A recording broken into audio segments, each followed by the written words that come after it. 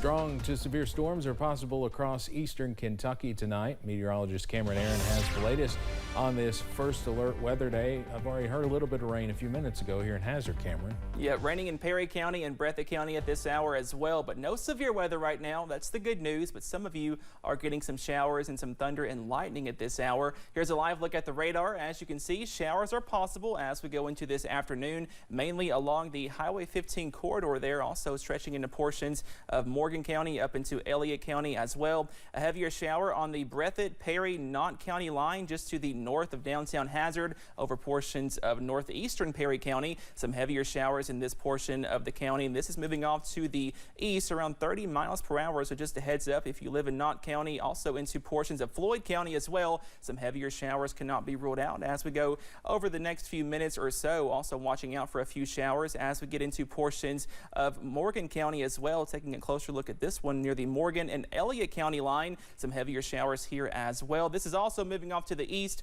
into portions of Lawrence County in just a few minutes. A live look from Hazard, some wet streets as rain continues to fall. That current temperature at 70. But Steve, we are not done with this round of rain just yet, as more showers and storms are possible into tonight, and some of those can also be strong to severe. All those details coming up in just a few minutes. Cameron, thank you. A new shopping center is under construction in Perry County, located off Highway 80. Perryland will hold Gatti's Pizza and some retail spaces. Perry County Judge Executive Scott Alexander says this will offer more activities for the community. With the GattiTown, it will be a great place and another addition for people to do things with their families, to have birthday parties, to have school parties, to have church gatherings, but to stay right here in our community and do that. So it's so exciting when we get to do things such as that. Coming up at 6, we'll talk about how many jobs this could bring for the county. The deaf and hard of hearing community says Virginia Moore was a true advocate for them, especially during the pandemic. Moore died Saturday. She had been battling cancer. WYMT's Phil Pendleton spoke to teachers and students at the Kentucky School for the Deaf about the impact she had on them.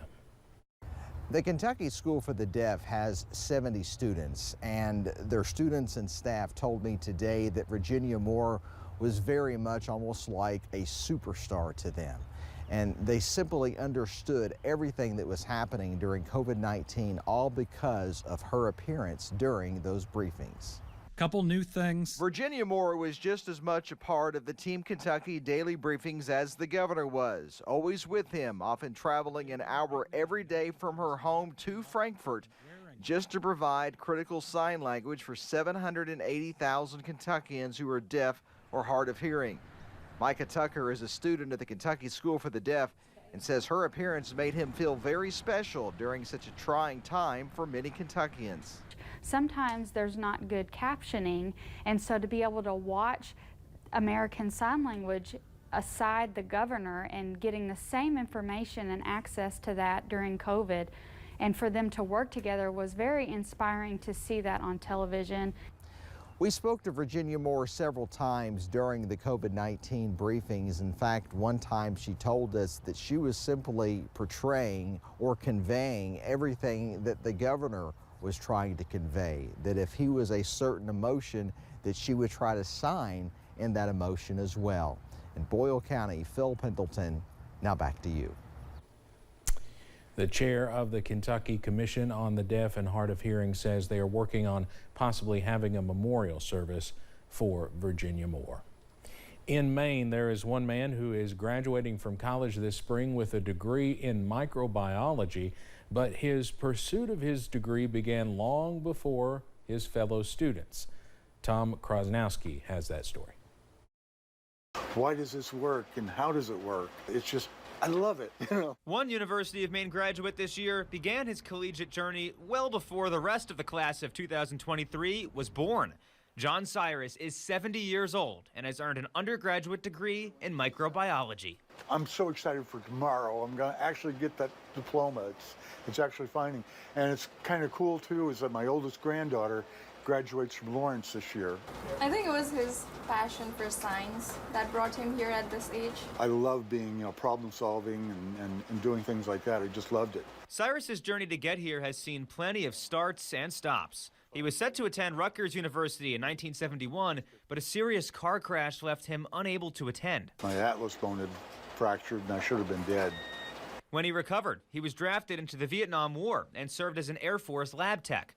By 1976, he was just 9 credits away from graduating.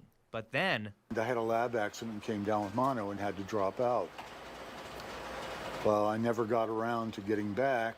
after a career spent in labs and at the J Paper Mill, Cyrus retired in 2012 and needed something to do. And I got to thinking, gee, I'd like to go back, I've got time now, why don't I go back to school? Being back in the lab, the lab has always been my first love. He's certainly made an impression on his younger classmates. John is an interesting guy. He's a very nice guy. He just keeps on going.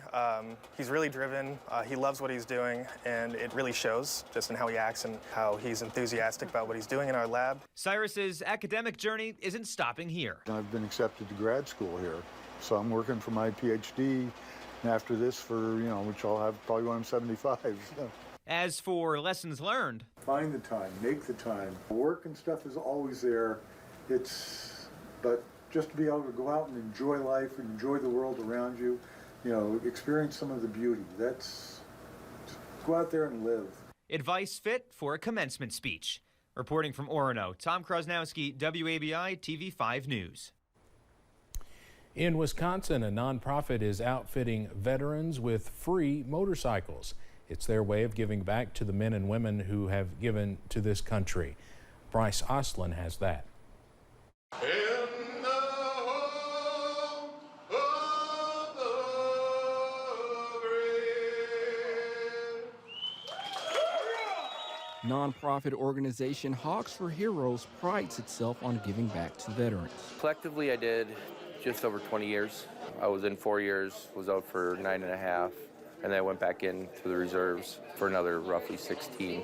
Mike Erickson is one of 34 veterans who received the gift of a free Harley-Davidson from the nonprofit. It's really actually overwhelming. Not really something that I think veterans think they deserve. It's awesome to get.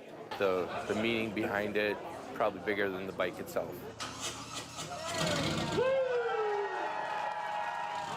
The free motorcycle allows veterans to experience wind therapy as they heal from battle scars. Hogs for Heroes has done so much for us. It's so hard for us to repay them. This is the least that we can do is come and support the next people that we're able to help them get back on the road and get back to healing. President of Hogs for Heroes, Kevin Thompson, says it's their way of showing respect to those who served. This isn't trying to find the veteran who has the most medals or the longest service. We look to find injured veterans who have a passion for motorcycling and need to get back out on that road to help themselves with their healing, help their family, help their relationships, and in turn help the community. Erickson says he plans to use his new bike to visit a special lady in his life. Get on the road, possibly next summer doing a longer trip out to Colorado. My daughter lives in Colorado, so I'd like to go out and see her, just to get out and ride. In Bonduel, Bryce Ostlin, Local 5 News. Hogs for Heroes website says they are entirely volunteer run with no paid organizational positions. Just in time for the beginning of the hurricane season in the Atlantic, NASA has launched a new mission aimed at improving hurricane forecasting. The first 2 CubeSats, nicknamed Rocket Like a Hurricane, lifted off from New Zealand last night. They are about the size of a loaf of bread and weigh about 12 pounds each. In about 2 weeks, 2 additional CubeSats, nicknamed Coming to a Storm Near You, are set to launch. Together, the 4 satellites will orbit about 340 miles above Earth's surface. They will capture hourly observations of the precipitation, temperature, and humidity of tropical storms. The Atlantic hurricane season is set to start on June 1st. Coming up.